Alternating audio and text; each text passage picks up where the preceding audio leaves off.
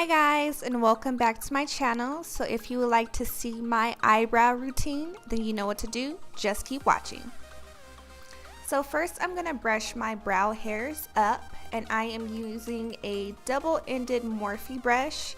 It has a spoolie on one side and an angled eyeliner or eyebrow brush on the other side. Next, I'm going to go in with my Aesthetica Brow Contour Kit, and I'm using the wax from the kit on the angled brush side of the brush, and I'm running that wax in an upward motion through my brow hairs, making sure they're evenly coated.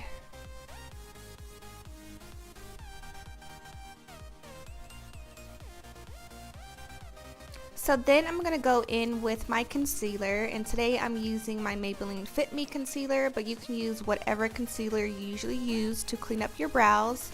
And I like to do this before I start filling in my brows. So this gives me like an outline of where I'm going to apply the brow product. So I am applying a really light layer of concealer because of course I'm going to go in with more concealer to prime my eyes for shadow, but this is just going to map out where I need to place the brow powder. And I am a little heavy-handed when it comes to doing my brows, so by doing my concealer first, it puts that outline out there, and that way I don't take my brow powder down too far, and also I don't make it too dark. And this is a great trick if you are doing like those no makeup looks. Just applying the concealer underneath really cleans up the brows without having to apply any product. So then I'm going in with the angled side of that Morphe brush, and I'm using the darkest brown in the contour kit. It does look black in the picture, but it's actually a really dark brown, and I'm using just a little bit of product. And I apply the product mostly on the under part of my brows and also on the tail part of my brows because that's where I need the most fill-in, I guess. So here I'm just creating a tail to my brow, and then also I'm going to create a upper tail part of the brow. Does that make any sense? Probably not.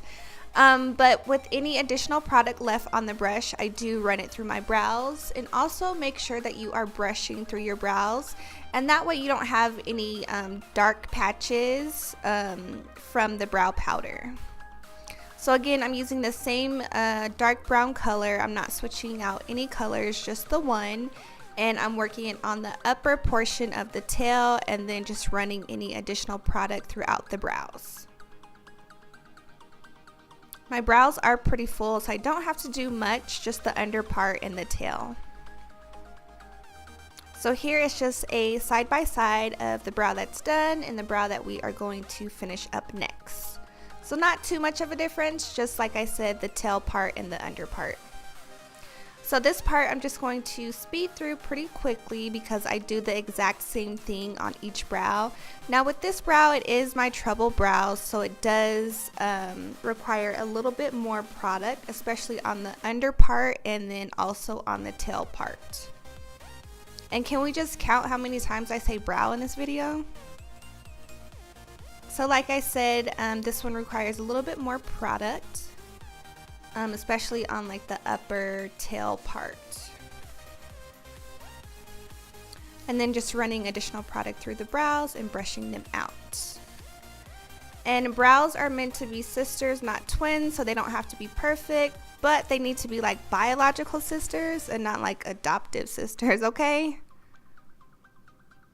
And just adding a little bit more product to the tail. And it doesn't take me too long to fill in my brows.